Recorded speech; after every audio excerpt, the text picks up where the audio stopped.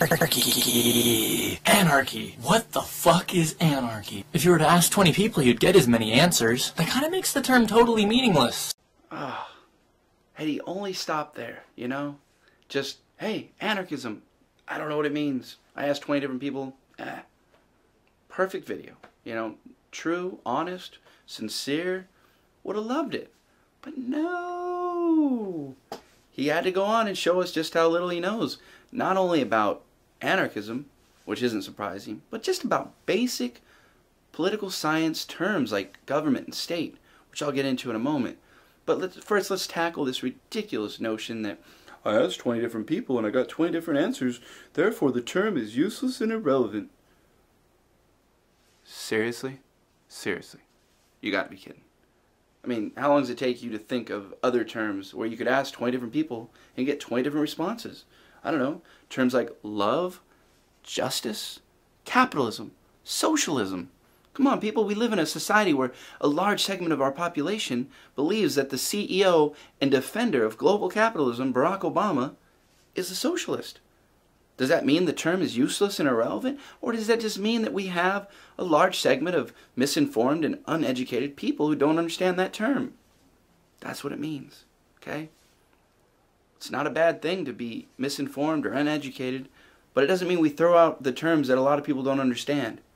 As an anarchist, I can look back at 150 years of class struggle, of literature, of triumph and tragedy, and it makes sense to me because I understand what the term means. Because I didn't just ask 20 random people. I took the time. I dove into the literature. I studied the history. I learned about the Spanish Revolution and the Paris Commune and the Israeli kibbutz. All very good examples of anarchism in action. Not Somalia, no. Because we understand as anarchists there's a difference between state and government, right? Yes, we'll get into that in a moment. So these terms do make sense. They don't make sense to the punk patriot. That's okay. He can learn if he wants to, but it's up to him. Some would say that it's the lack of existence of a central state. That's impossible. When national governments fall, other forms of government take their place almost immediately. Oh boy. So, gosh, yeah, it gets tiring, really. So he starts out with a piss poor understanding of anarchism. Anarchism, you know, lack of a state is not anarchism. It's part of the puzzle, but just lack of a state is not sufficient for anarchism. Anarchists have always been, it's very easy to think of. Anarchy, no archies, okay? No hierarchies. A state being one of those. But we also, even without the state, we would still have the oppression of women, the oppression of different races, different hierarchies that would still exist without the state. I mean, for instance, the oppression of women goes well beyond the existence of the state. You know, it's one of the oldest forms of oppression. That wouldn't go away just because we dismantle the state. It wouldn't go away just because we dismantle capitalism. And so anarchists have always been keenly aware of this, that smashing the state, while good in many levels, isn't sufficient for anarchism. And so Punk Patriot starts out with this very inadequate understanding and definition of what he believes to be anarchism. And then, even with as bad as that is, he instantly conflates terms. So we have him go from a lack of state to a lack of state meaning a lack of government. Whoa, whoa. Political Science 101, kid. Government and state, not the same thing. You never hear anarchists like smash the government. Like, no, it's not a, you know, it doesn't sound cool. Like smash the state. Yeah, we like that. It sounds cool.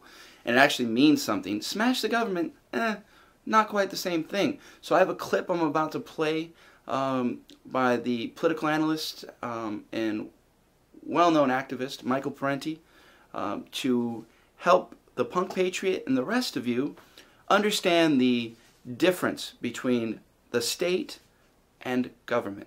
So without further ado, here's Michael Parenti on the theoretical differences between state and government. And one of the relevant conceptual distinctions made is that between the government and the state. The government deals with interest group conflicts and popular demands.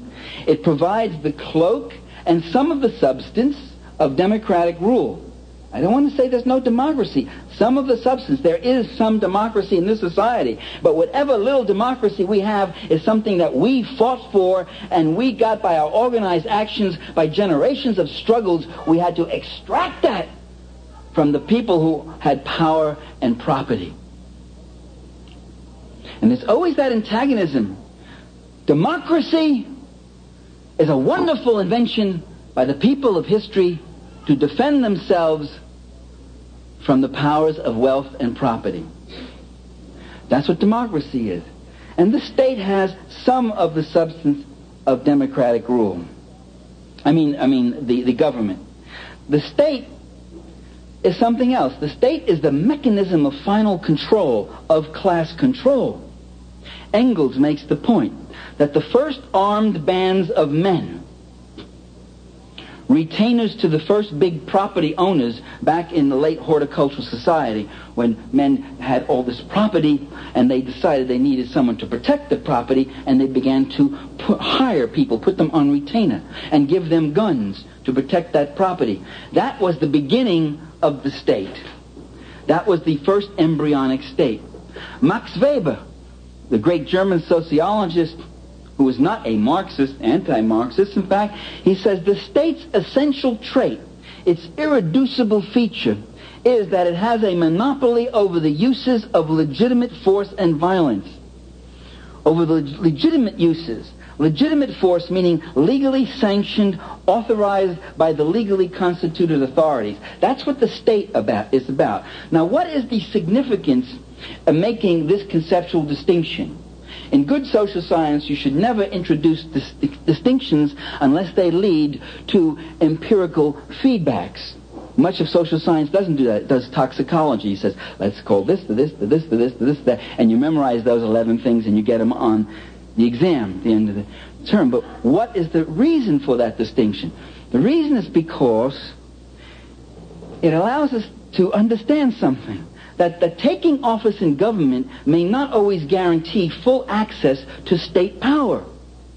Allende in Chile in 1971, 2, 3 was able to win election as president of Chile. He took over the government. He could begin to formulate certain policies, but he never could get his hands on the state apparatus. The military, the police, the security forces, the intelligence services, the courts, the structured, fundamental, organic laws that rigged the whole system for the property class. He couldn't get to that. And in fact, when he began to make inroads, and when democracy began to work and move against the powers of property and privilege, that's when the state came down on the democratically elected government. And Allende was murdered. He was murdered. The democratic government of Chile was murdered, both figuratively and literally, by the autocratic, anti-capitalist, U.S.-supported state. When the state destroyed his government, it destroyed the democracy that had produced his government. The new Chilean constitution, by the way, explicitly keeps the state separate from government and says the military shall have its own budget. That budget is not answerable to the Congress, the Chilean Congress, and the military has veto power over certain essential areas. So you have a state elevated, you see, to explicit constitutional position. It's interesting, the Sandinistas in Nicaragua, you see something of the same, where Mrs. Chamorro is in power and has governance, but elements of the state are still in the hands of the Sandinistas. Noam Chomsky claims that anarchism is the same thing as socialism. I didn't know that Sweden, Germany, France, and England were all anarchist states. Noam Chomsky has never said that anarchism is socialism. What he's said, and you're referring to his introduction to, I believe it's Daniel Guerin's Anarchism, Notes on Anarchism. And in that essay, Noam Chomsky says that the consistent anarchist is a socialist. Always has been, always will be. They go hand in hand. That's why you have the term libertarian socialism, the very term libertarian developed by French anarchists to escape anti-anarchism laws in France at the time. the consistent anarchist is a socialist. That means that you could be an inconsistent anarchist and a capitalist or a million other things, but the consistent anarchist is a socialist. Okay? Again, it's nuanced, but I hope that's not lost on the punk patriot. It's not the same thing as saying that an anarchist is a socialist, and the ridiculous notion that any of those European countries mentioned are socialist is just plain silly. They are like our economy, it's a mixed economy that is predominantly capitalist. That is, the means of production are privately owned. The rest of the welfare state mechanisms and all that is designed to prop up that capitalist system, to allow for a basic safety net in terms of, you have Social Security, nationalized health care in many of those countries, very socialistic mechanisms that allow the capitalist system to continue to operate. But to believe that those countries are socialist is ridiculous. The world is by and large capitalist. The means of production are privately owned, privately held, privately controlled. And that is where we get the difference between capitalism and socialism. In the hopes of making this video relatively short, I'm going to end it at that. There's probably other nonsense that the Punk Patriot says in the rest of the video. But once you understand that his misunderstanding of the difference between state and government, the rest of the video just is really kind of silly. And then if you back it up even further and understand that just being against the state is not adequate for anarchists. Anarchists are about much more than that. It's a much more holistic approach to personal relationships, organization, the whole ball of wax, really. It's everything. It's about constantly questioning and understanding the dynamic relationships that capitalism produces and how to make those relationships better. And lastly, I just say, my interest is not to convert anybody to anarchism. The purpose of this video is simply to say, that might have been cute, the video is cute, but he doesn't know what he's talking about, right? So, if you want to know about anarchists, go read anarchist literature. If you don't, that's fine.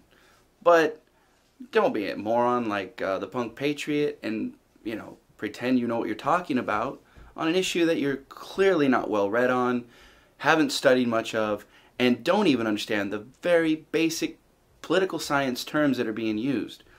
To misunderstand the difference between government and state, it really speaks poorly of the Punk Patriot, and, it's okay. A lot of people don't understand that difference, but then you shouldn't, take your time and make misinformed YouTube videos on the subject. So with that said, I hope everybody has a great new year. 2011 looks like it's going to be brutal for all of us.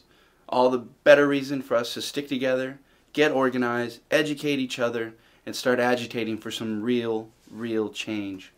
And that's for everybody, whether you're an anarchist, a communist, a die-hard capitalist cheerleader, wherever you're at.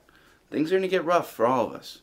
Reality is going to sink in, and we need all of you in order to change this. So, power to the people.